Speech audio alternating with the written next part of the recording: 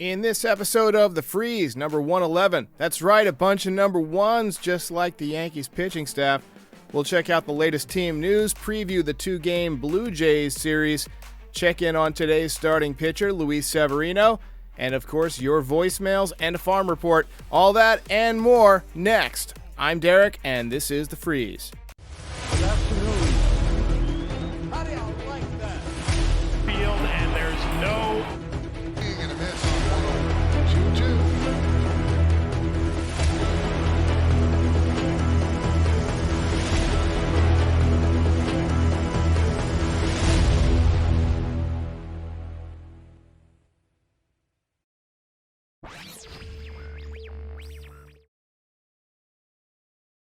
How's it going, everybody? The Yankees were the first team in the American League to 20 wins. They were joined a few hours later by the Los Angeles Angels of Anaheim of Earth.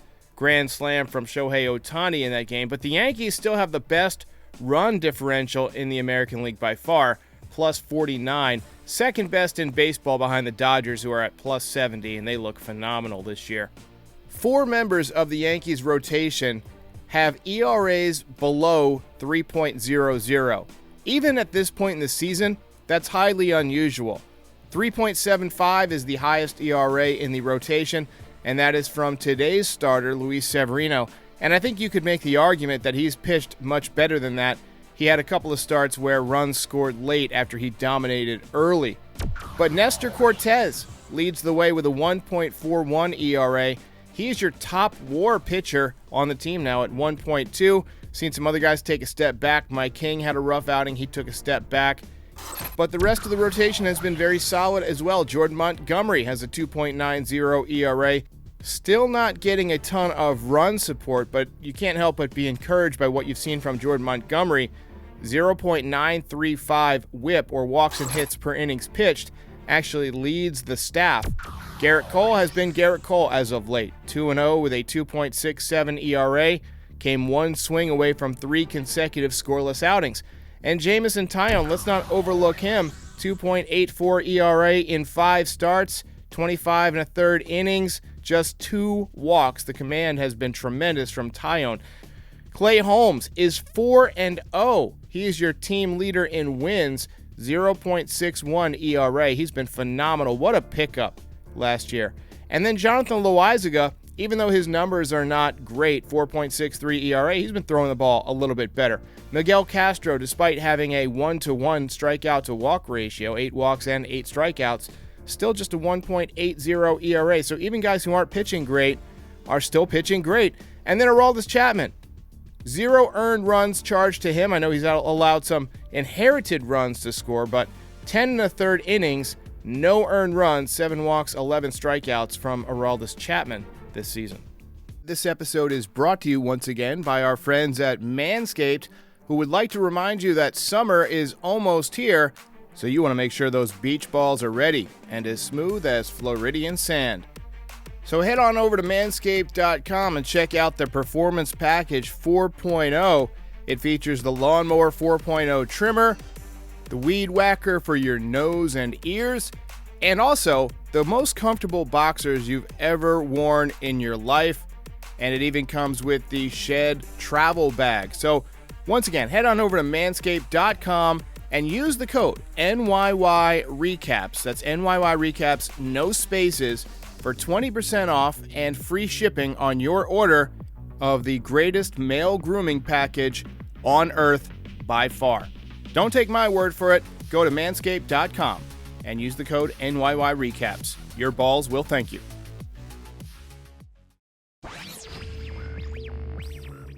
All right, so a typical month in Major League Baseball is about 27, 28 games, depending on rainouts and things like that, scheduled off days.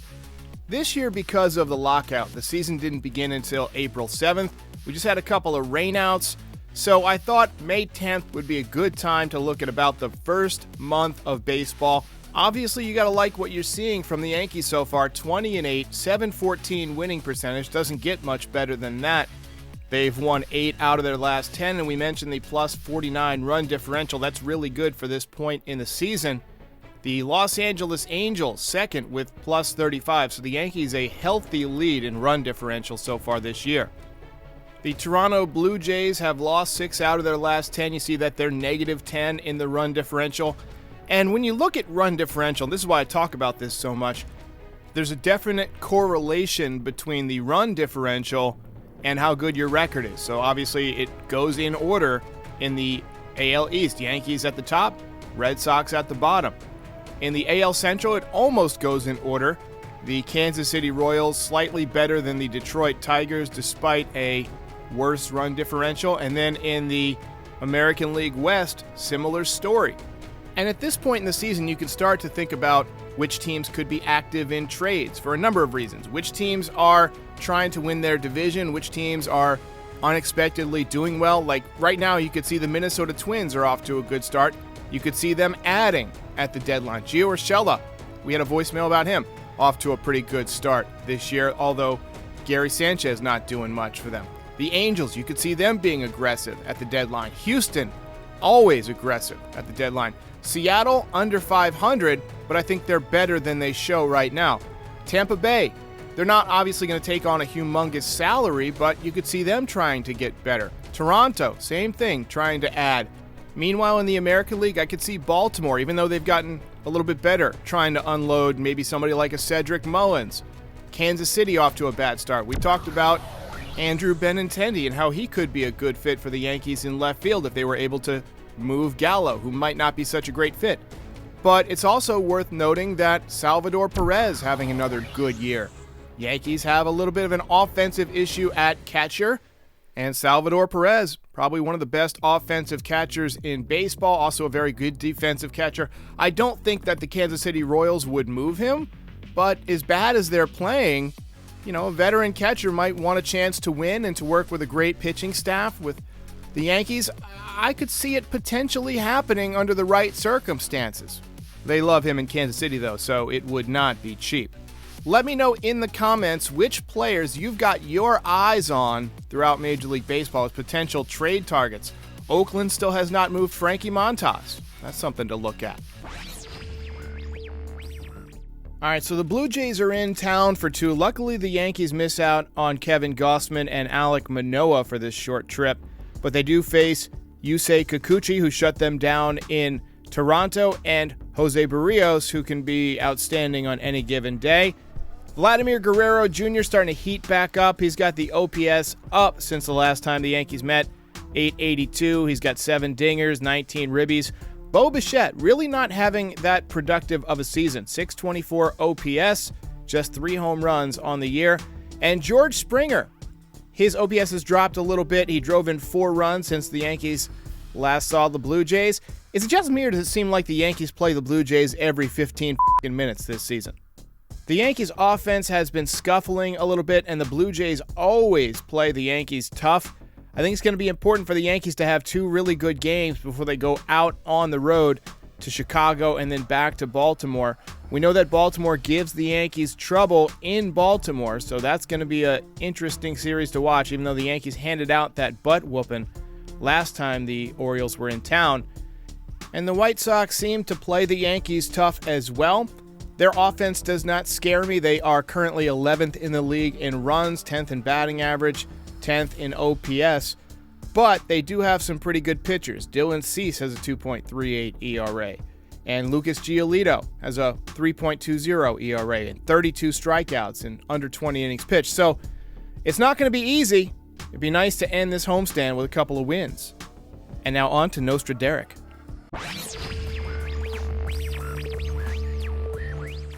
All right, it's been about a week since we've had a pregame show because of the weird scheduling, and Nestor Cortez getting 7 strikeouts, not in this previous start, but in the start before that, was a miss. That took the Nostra Derek batting average down to 476, 10 for 21 this season. You'll take it in the batter's box. Got 2 predictions for this series because there is a early game on Wednesday. It's a getaway day beginning at 12:35, and I generally don't do a pregame show for day games, just not enough time.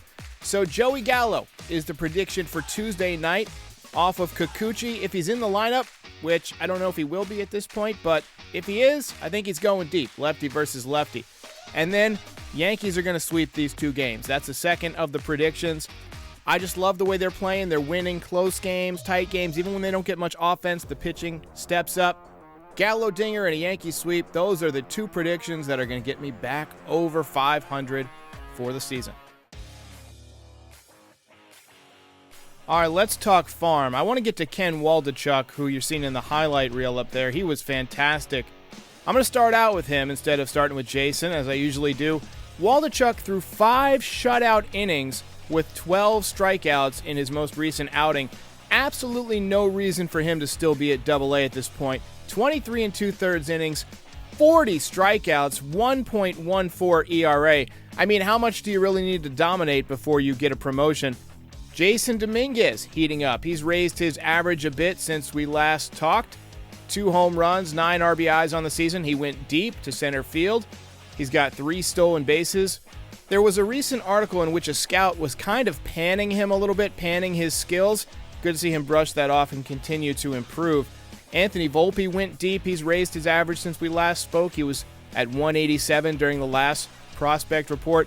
Oswald Peraza struggling a little bit, hitting 202 at AAA. Trey Sweeney recently activated from his leg injury. He's got an 826 OPS with 3 home runs and 9 RBIs. He's somebody that has a developed bat. I could see him move through the organization quickly. Hayden Wesneski continues to pitch well at AAA despite having an 0-4 record. Got a 2.48 ERA, more than a strikeout per inning. And, of course, Ken Waldachuk, as we mentioned, completely dominating. Can't wait to see him at AAA later this season. The team has a different feel this year. Last year, even when something really good happened, you were waiting for the other shoe to drop. But this year, even if they lose, you still have a good feeling in your gut that something good is going to happen. Thank you for the call, and I agree with you. Last year, this team didn't really win easy games. We've had a couple of blowouts already this year. It seems like last year, they didn't really score huge amounts of runs ever. And this year, even right now, when the offense is scuffling, the Yankees are finding a way to win these low-scoring games. So if you can win the slugfests and you can win the low-scoring games, that means that you're doing something right. The defense is improved, the pitching is obviously fantastic, and the offense is a bit up and down, but they've been there when they've needed them. 20-8, can't complain so far. I just wanted to give you some food for thought. During this little 3-day vacation the Yankees had, I wanted to check in on one of my favorite players, which is Gio Urshela. So I watched the Minnesota game. And I'll tell you, I like Donaldson and Kiner Falefa, but Correa and Urshela is one of the tightest left side of the infield I've ever seen. And I got to wonder why we didn't go out and get Correa and keep Urshela and not have to worry about, paying Donaldson and Kiner Falefa. And you could have got rid of Gary Sanchez anytime. Interesting call. So I just did the math, and IKF has been worth 0.8 WAR. He was part of that trade. Josh Donaldson has been worth 0.6 WAR. That comes to a total of 1.4 WAR so far, for a total cost of about $29.7 million plus whatever Ben Rortvedt costs, which is league minimum. He's obviously been worth nothing so far. Whereas the players the Twins got, Correa is worth so far 0.6 WAR. That's a $35 million salary. Sanchez has been worth minus 0.1. That's $9 million. And Urshela is at 0.1. He's at $6.5 million. So, over $40 million for the Twins, whereas the Yankees have spent less than $30, and the Yankees have got more than double the WAR so far. So that's why you're seeing what you're seeing. Brian Cashman just utilizing the WAR numbers and salary numbers, and he refuses to move an inch unless the Yankees benefit, and I think it worked out this time. Hey, Derek. My name is Sean. I'm from right over the bridge in Jersey. Long-time ball player, played in college. Just wanted to say I'm so happy with this team. I'm happy with the moves we made. I always wanted Rizzo. I didn't want to sell the farm for Olsen or potentially lose Judge for Freeman. I thought the Donaldson IKF trade was brilliant. I mean, Sanchez, Urshela, wish them the best, but we got better, we got speed, we got contact. It is a team thing, and would you want to spend the money on Correa, Story, Seager? No, especially Correa. When they would get to Bruin, it would just be something. And people say things like trade Gallo, trade Donaldson. Donaldson is a great player. Those are some of our weaker players. Gallo, I think we want Gardner back. He's a better defender, and with 40 homers, people say things like put LeCastro, who I love, in left field, but he's going to hit 180 with no power, with no on-base percentage, no OPS, and I really miss him. He's our Homer Bush. This is a team. The interesting thing is the catcher's position. We got this lefty who's built like a truck coming back. Can't give Higgy away, but I know it's a cliche, but it's a good problem to have. I just think that we should enjoy this while it lasts. Like Rizzo in a slump, getting the game-winning hit yesterday. All right, first time call in. Hope it wasn't too long. Talk to you later.